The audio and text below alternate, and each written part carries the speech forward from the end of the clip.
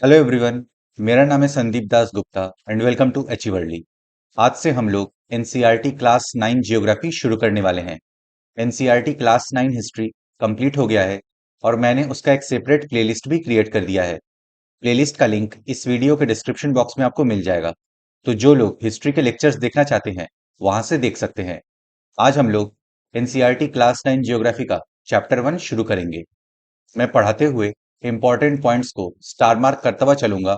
तो जो लोग बुक से पढ़ रहे हैं आप भी उन पॉइंट्स को स्टार मार्क कर लें, या फिर अगर आप नोट्स बना रहे हैं तो अपने नोट्स में उन पॉइंट्स को लिख लें, क्योंकि वहां से क्वेश्चन आने के चांसेस ज्यादा होते हैं। अगर आपको कुछ डाउट हो तो आप मुझसे कमेंट्स में पूछ सकते हैं या फिर इंस्टाग्राम पे पूछ सकते हैं। इंस्टाग्राम का लिंक आपको इस वीडियो के डिस्क्रिप्शन बॉक्स में मिल जाएगा। एनसीईआरटी के बुक्स को आप एनसीईआरटी की वेबसाइट से फ्री में डाउनलोड कर सकते हैं। तो वहां से आप इस बुक को डाउनलोड कर लें और आज का लेक्चर देखने के बाद एक बार इस चैप्टर को पढ़ लें, जिससे कि आपको और अच्छे से समझ में आ जाएगा। तो चलिए अब आज का लेक्चर शुरू करते हैं। Chapter 1, India, size and location. Bharat, आकार और स्थिति। India is one of the ancient civilisations in the world. It has achieved multifaceted socio-economic progress during the last 5 decades. Bharat विश्व की one of the ancient civilisation में से एक है, हड़प्पन सिविलाइजेशन। पिछले 5 डिकेड्स में, यानी पिछले 50 सालों में भारत ने हर फील्ड में प्रोग्रेस किया है। Socio economically multi dimensional progress किया है हमने। भारत विश्व की प्राचीनतम संस्कृतियों में से एक है। पिछले 5 दशकों में भारत ने सामाजिक आर्थिक रूप से बहुमुखी उन्नति की है। It has moved forward, displaying remarkable progress in the field of agriculture, industry, technology and overall economic development. Bharat ने एग्रीकल्चर, इंडस्ट्री और टेक्नोलॉजी के फील्ड में रिमार्केबल प्रोग्रेस दिखाया है। और तो और हमने ओवरऑल इकोनॉमिक डेवलपमेंट में भी प्रोग्रेस किया है। कृषि, उद्योग, तकनीकी और सर्वांगीण आर्थिक विकास में अद्भुत प्रगति हुई है। India has also contributed significantly to the making of world history. विश्व इतिहास में भी भारत का महत्वपूर्ण योगदान रहा है। भारत का विश्व इतिहास में भी महत्वपूर्ण योगदान रहा है। देखिए इस मैप में इंडिया इन द वर्ल्ड को दिखाया गया है, भारत और विश्व। देखिए ये आपका 0 डिग्री इक्वेटर लाइन है। ये इस मैप को दो भागों में बांट रहा है। इक्वेटर के ऊपर आपका नॉर्दर्न हेमिस्फीयर है और इक्वेटर के नीचे आपका साउदर्न हेमिस्फीयर है। हमारा भारत नॉर्दर्न हेमिस्फीयर यानी उत्तरी गोलार्ध में लाई करता है। ठीक इसी तरीके से ये हमारा 0 डिग्री प्राइम मेरिडियन लाइन है। ये लाइन भी इस मैप को दो भागों में बांट रहा है। इस लाइन के राइट साइड में आपका ईस्टर्न हेमिस्फीयर है और इस लाइन के लेफ्ट साइड में आपका वेस्टर्न हेमिस्फीयर है। तो हमारा भारत ईस्टर्न हेमिस्फीयर में लाई करता है। अब हम लोग का पहला टॉपिक है लोकेशन, स्थिति। India is a vast country lying entirely in the northern hemisphere. The mainland extends between latitudes 8 degree 4 minute north and 37 degree 6 minute north and longitudes 68 degree 7 minute east and 97 degree 25 minute east. Bharat एक विशाल देश है। Bharat northern hemisphere में स्थित है। ये हमने map में देख लिया है। हमने पिछले क्लासेस में लैटिट्यूड और लॉन्गिट्यूड्स के बारे में भी पढ़ा है। मान लीजिए ये एक ग्लोब है।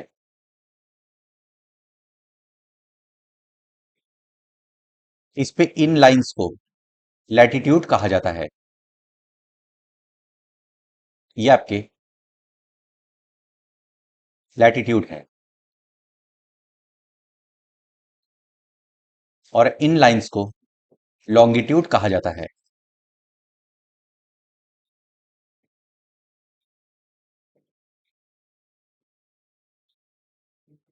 भारत पूरी तरीके से नॉर्थ ईस्टर्न हेमिस्फीयर में है, इसलिए भारत का main land 8 degree 4 minute north से 37 डिग्री 6 मिनट नॉर्थ लैटिट्यूड और 68 डिग्री 7 मिनट ईस्ट से 97 डिग्री 25 मिनट ईस्ट लॉन्गिट्यूड में स्थित है। देखिए, 8 डिग्री 4 मिनट नॉर्थ से आपका 37 डिग्री 6 मिनट ईस्ट लैटिट्यूड और 68 डिग्री 7 मिनट ईस्ट से 97 डिग्री 25 मिनट ईस्ट लॉन्गिट्यूड में हमारा भारत स्थित है। भारत एक विशाल देश है।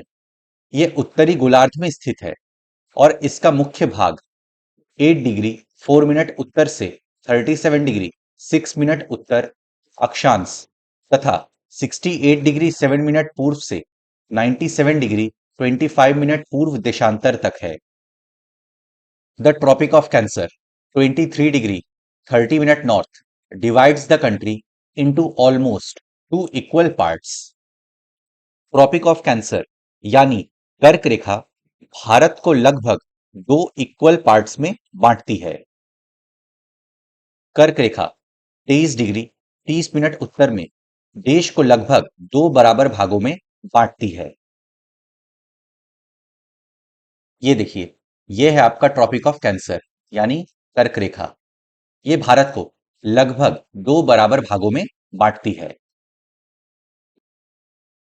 To the southeast and southwest of the mainland lie the Andaman and Nicobar Islands and the Lakshadweep Islands in Bay of Bengal and Arabian Sea respectively. Bharat के south east side में Andaman and Nicobar island है जो कि बे of Bengal में है और भारत के south west side में लक्षद्वीप आइलैंड है जो कि अरेबियन सी में है। देखिए,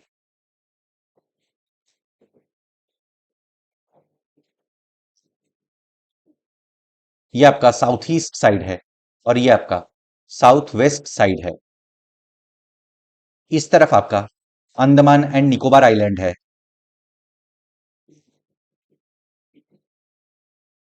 जो कि बे ऑफ बंगाल में है और इस तरफ आपका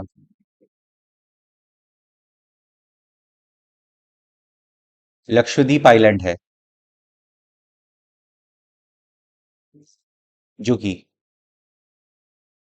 अरेबियन सी में है। मुख्य भूभाग के दक्षिण पूर्व में अंडमान और निकोबार द्वीप समूह बंगाल की खाड़ी में तथा दक्षिण पश्चिम में लक्षद्वीप द्वीप समूह अरब सागर में स्थित है। डू यू नो, क्या आप जानते हैं, the southern most point of the Indian union Indira point got submerged under the sea water in 2004 during the tsunami. Bharat का सबसे साउदर्न मोस्ट पॉइंट यानी दक्षिणी बिंदु का नाम इंदिरा पॉइंट है, लेकिन 2004 की सुनामी के बाद अब यह सबमर्ज हो गया है पानी में। भारतीय संघ राज्य का सबसे दक्षिणी बिंदु जो इंदिरा बिंदु कहा जाता था, सन 2004 में सुनामी लहरों के कारण समुद्र में जलमग्न हो गया। देखिए, इसमें 7 largest countries of the world को दिखाया गया है। सबसे बड़ा रशिया है। इसका एरिया 17.09 मिलियन स्क्वायर किलोमीटर है। फिर रशिया के बाद कनाडा है। फिर कनाडा के बाद यूएसए, चाइना, ब्राजील, ऑस्ट्रेलिया और फिर इंडिया है।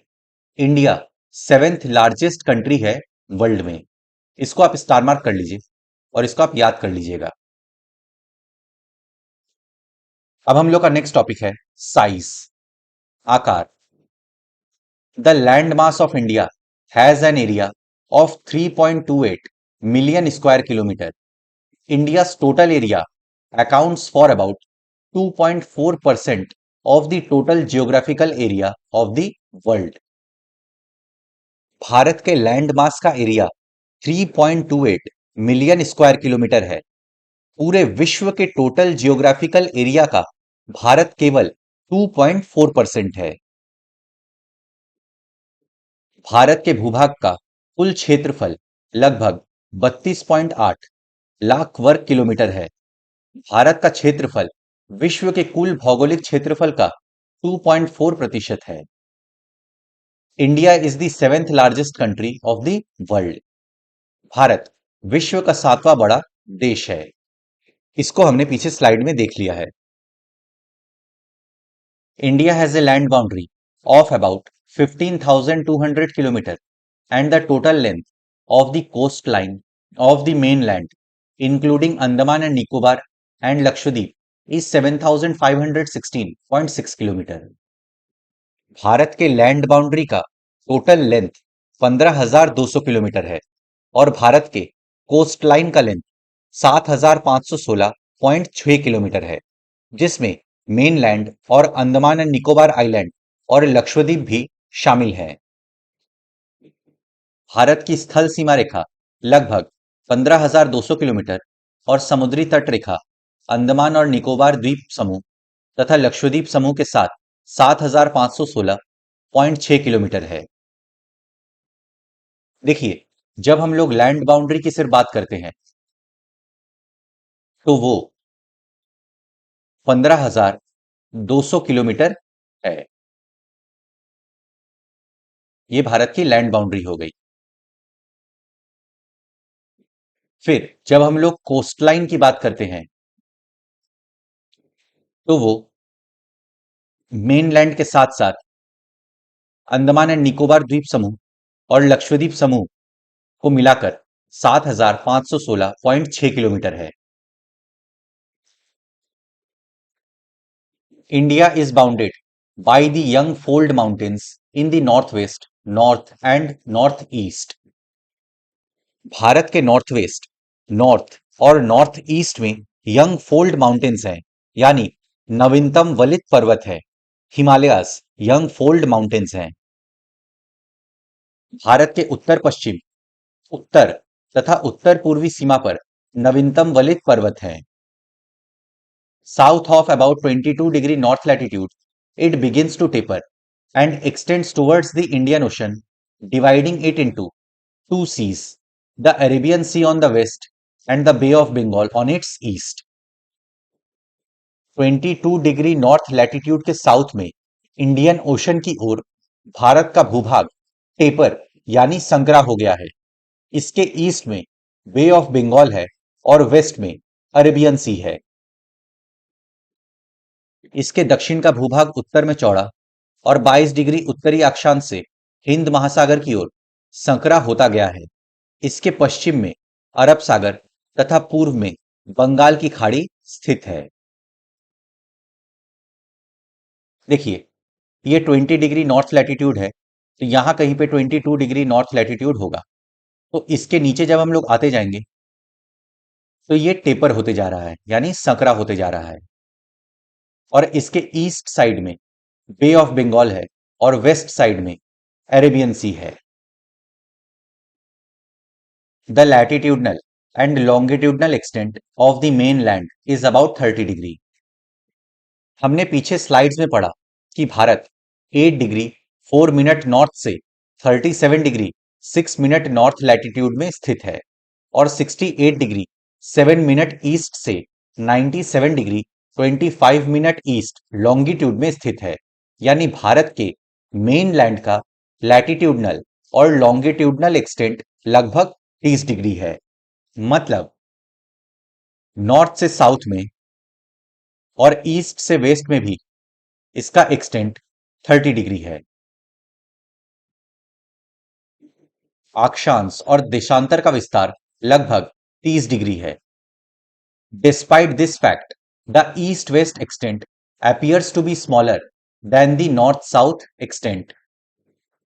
जब ईस्ट वेस्ट और north south extent same 30 degree है, लेकिन फिर भी ईस्ट वेस्ट का एक्सटेंट नॉर्थ साउथ के एक्सटेंट से छोटा प्रतीत होता है। देखिए, ईस्ट से वेस्ट आपका 2933 किलोमीटर है और नॉर्थ से साउथ 3214 किलोमीटर है, जबकि दोनों लगभग 30 डिग्री के बराबर है। ऐसा इसलिए है क्योंकि लैटिट्यूड्स के बीच का डिस्टेंस सेम रहता है, जबकि लॉन्गिट्यूड्स के बीच का डिस्टेंस इक्वेटर के पास सबसे ज्यादा होता है और जैसे जैसे हम पोल्स की तरफ जाते हैं तो ये डिस्टेंस कम होने लगता है। इसलिए नॉर्थ साउथ का डिस्टेंस 3214 किलोमीटर है और ईस्ट वेस्ट का डिस्टेंस 2933 किलोमीटर है। देखिए, मान लीजिए ये आपका एक ग्लोब है, तो लैटिट्यूड्स के बीच का डिस्टेंस आपका सेम रहता है। वहीं अगर हम लॉन्गिट्यूड्स की बात करें तो ये इक्वेटर के पास सबसे ज्यादा होता है। फिर जैसे जैसे हम लोग ऊपर की तरफ चले जाते हैं, पोल्स की तरफ, ये डिस्टेंस कम होने लगता है।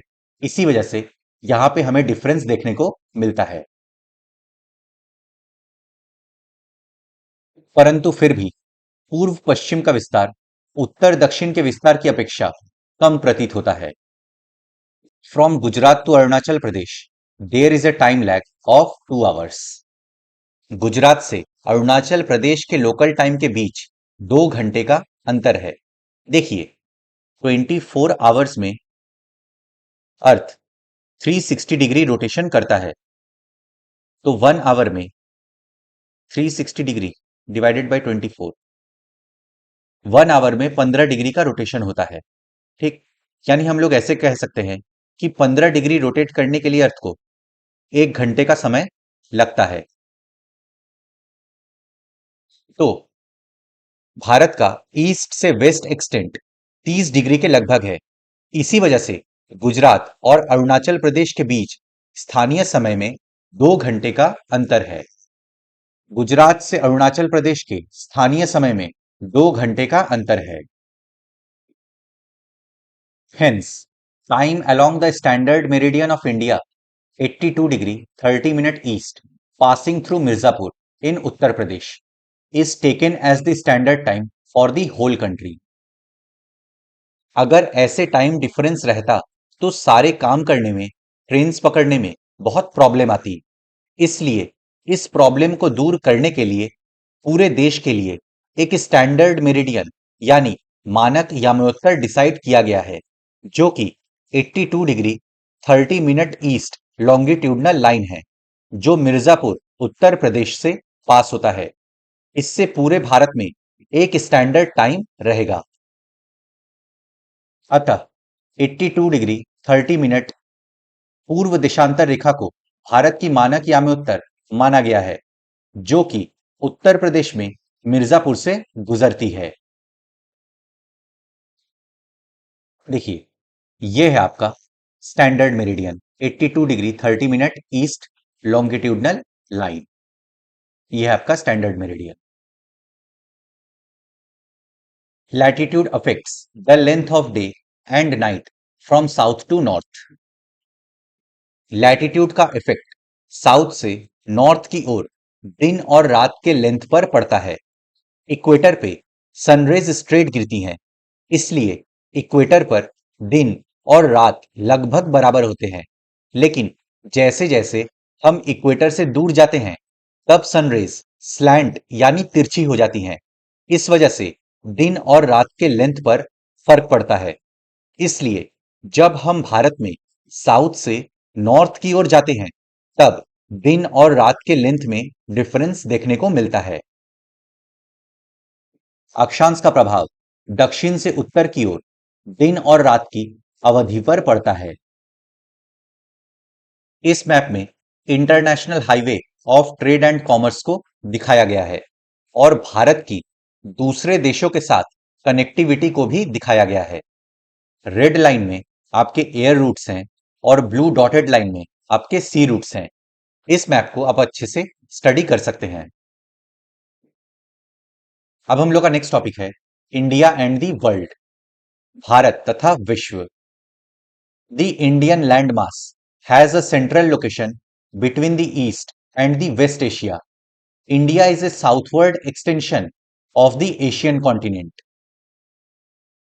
ईस्ट एशिया और वेस्ट एशिया के बीच में इंडियन लैंड मास लाई करता है। एशिया कॉन्टिनेंट के साउथ में भारत है। देखिए, ये रहा आपका वेस्ट एशिया, ये रहा आपका ईस्ट एशिया। उसके सेंटर में आपका इंडिया लाई करता है और एशिया के साउथ में आपका भारत है। भारतीय भूखंड एशिया महाद्वीप के पूर्व और पश्चिम के मध्य में स्थित है। भारतीय भूभाग एशिया महाद्वीप का दक्षिणी विस्तार है। The Trans-Indian Ocean routes, which connect the countries of Europe in the west and the countries of East Asia, provide a strategic central location to India. India बहुत ही स्ट्रेटेजिक लोकेशन पे है। इंडियन ओशन से roots Bharat को waste में European countries और east में Asian countries से जोड़ता है। हिंद महासागर जो कि पश्चिम में यूरोपीय देशों और पूर्वी एशियाई देशों को मिलाता है, भारत को केंद्रीय स्थिति प्रदान करता है। Deccan peninsula protrudes into the Indian Ocean, thus helping India to establish close contact with West Asia, Africa, and Europe from the western coast, and with Southeast and East Asia from the eastern coast. Deccan peninsula Indian ocean में फैला हुआ है। यहीं से waste में हम Africa, European countries और western Asia और ईस्ट में हम साउथ ईस्ट एशिया और ईस्ट एशिया से क्लोज कांटेक्ट बनाए हुए हैं। देखिए, ये रहा आपका डेक्कन पेनिनसुला। हम लोग अपने वेस्टर्न कोस्ट से अफ्रीका, वेस्ट एशिया और यूरोपियन कंट्रीज के साथ क्लोज कांटेक्ट बनाए हुए हैं और अपने ईस्टर्न कोस्ट के साथ साउथ ईस्ट एशिया और ईस्ट एशिया के साथ क्लोज कांटेक्ट बनाए हुए हैं। दक्षिण का पठार हिंद महासागर में शीर्षवत फैला हुआ है और पश्चिम एशिया, अफ्रीका और यूरोप के देशों के साथ साथ पूर्वी एशिया के देशों से भी पूर्वी तट के माध्यम से निकटतम संबंध बनाए हुए है। No other country has a long coast line on the Indian ocean as India has, and indeed it is India's eminent position in the Indian ocean which justifies the naming of an ocean after it. Indian ocean में किसी भी दूसरे देश का इतना लंबा coastline नहीं है जितना भारत का है।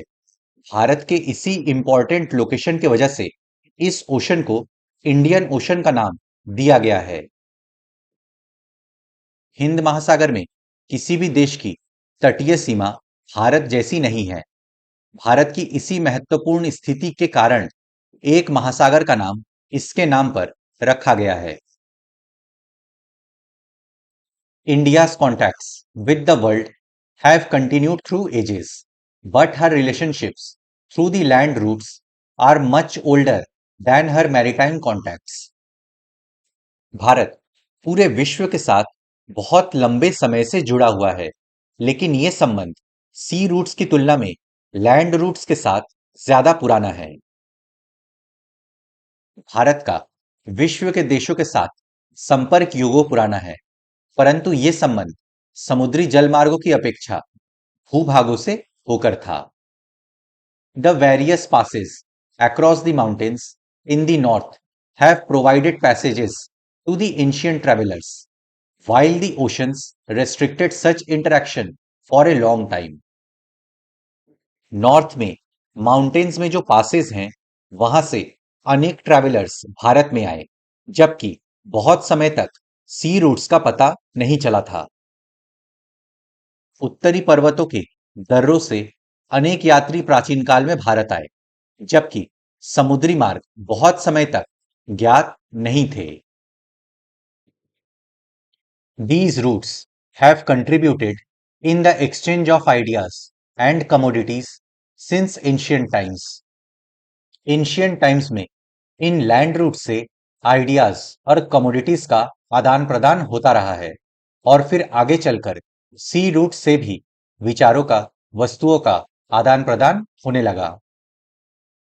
इन मार्गों से प्राचीन समय से विचारों और वस्तुओं का आदान प्रदान होता रहा है। India has had excellent connectivity with neighboring countries in West Central and East Asia and South Asia. West central Asia, east Asia, south Asia के नेबरिंग कंट्रीज के साथ भारत की बहुत अच्छी कनेक्टिविटी है। भारत का पश्चिम मध्य और पूर्वी एशिया तथा दक्षिणी एशिया के पड़ोसी देशों के साथ एक अद्भुत संपर्क रहा है। The ideas of the Upanishads and the Ramayana, the stories of Panchtantra, the Indian numerals and decimal system thus could reach many parts of the world. उपनिषद, रामायण के विचार, पंचतंत्र की कहानियां, इंडियन न्यूमेरल्स, डेसिमल सिस्टम विश्व के विभिन्न भागों तक इन्हीं रूट्स के जरिए पहुंच सके। इसी प्रकार उपनिषदों के विचार, रामायण तथा पंचतंत्र की कहानियां भारतीय अंक एवं दशमलव प्रणाली आदि संसार के विभिन्न भागों तक पहुंच सके। The spices, muslin, and other merchandise were taken from India to different countries. Bharat से स्पाइसेस, मसलिन और दूसरे मर्चेंडाइज विश्व के विभिन्न देशों में ले जाए जाते थे। मसाले, मलमल आदि कपड़े तथा व्यापार के अन्य सामान भारत से विभिन्न देशों में ले जाए जाते थे।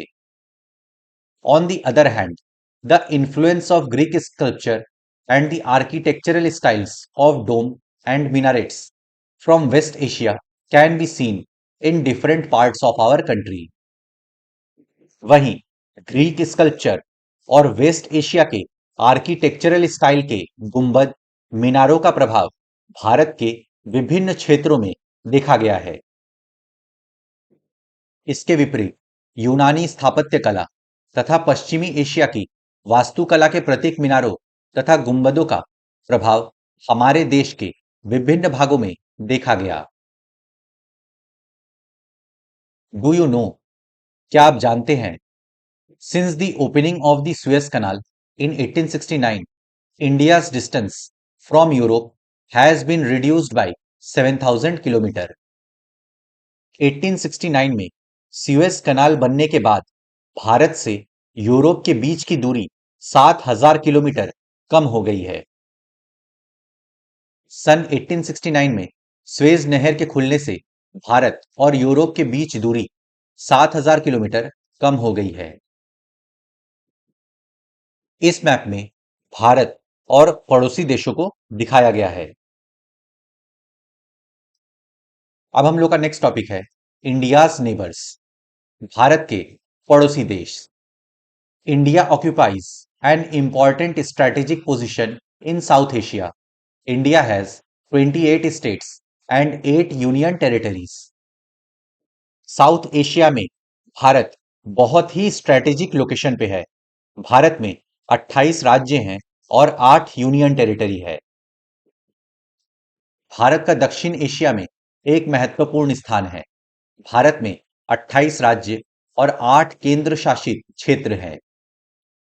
India shares it's land boundaries with Pakistan and Afghanistan in the north west, China, Nepal and Bhutan in the north and Myanmar and Bangladesh in the east. North west में भारत अपनी बाउंड्री पाकिस्तान और अफगानिस्तान से शेयर करता है। नॉर्थ में अपनी बाउंड्री नेपाल, चाइना और भूटान के साथ शेयर करता है और ईस्ट में अपनी बाउंड्री बांग्लादेश और म्यांमार के साथ शेयर करता है। आप लोग एटलस में इसको देखिएगा। भारत की भूमि की सीमाएं उत्तर पश्चिम में पाकिस्तान और अफगानिस्तान के साथ, उत्तर में चीन, नेपाल और भूटान के साथ तथा पूर्व में म्यांमार व बांग्लादेश के साथ है। Our southern neighbors across the sea consist of the two island countries, namely Sri Lanka and Maldives. South में हमारे नेबर्स दो आइलैंड कंट्री हैं, श्रीलंका और मालदीव्स। दक्षिण में समुद्र पार हमारे पड़ोसी दो द्वीप समूह राष्ट्र श्रीलंका और मालदीव हैं। Sri Lanka is separated from India by a narrow channel of sea formed by the Pak Strait and the Gulf of Mannar, while Maldives Island are situated to the south of the Lakshadweep Islands. पाक straight और gulf of Mannar Bharat और श्रीलंका को separate करता है। Maldives island Lakshadweep island के south में है। भारत और श्रीलंका के बीच में एक छोटा समुद्री रास्ता पाक जल संधि तथा मन्नार की खाड़ी है। मालदीव लक्षद्वीप समूह के दक्षिण में स्थित है। India has had strong geographical and historical links with her neighbours. Bharat का अपने पड़ोसी देशों के साथ जियोग्राफिकल और हिस्टोरिकल रिलेशन काफी अच्छे रहे हैं। अपने पड़ोसी देशों के साथ भारत के भौगोलिक और ऐतिहासिक संबंध बहुत अच्छे रहे हैं। डू यू नो, क्या आप जानते हैं? Before 1947 there were two types of states in India, the provinces and the princely state. 1947 के पहले भारत में दो तरह के राज्य थे। एक था प्रोविंसेस यानी प्रांत और दूसरा प्रिंसली स्टेट यानी रियासतें। सन 1947 से पूर्व भारत में दो प्रकार के राज्य थे, प्रांत और रियासत। Provinces were ruled directly by British officials who were appointed by the viceroy. Provinces पर ब्रिटिश ऑफिशियल्स शासन करते थे जिनको वाइसरॉय अपॉइंट करता था। वाइसरॉय द्वारा नियुक्त अंग्रेज अधिकारी प्रांतों पर शासन करते थे। Princely states were ruled by local hereditary rulers who acknowledge sovereignty in return for local autonomy. Princely states पर शासन वहां के स्थानीय शासक वंशानुगत तौर पर करते थे। वे ब्रिटिश रूल की प्रभुसत्ता मानकर अपने रियासत में ऑटोनॉमी से शासन करते थे। रियासतों का शासन स्थानीय शासकों द्वारा पैतृकता के आधार पर अंग्रेजी शासकों की प्रभुसत्ता मानकर स्वायत्तता से किया जाता था। डू यू नो, क्या आप जानते हैं?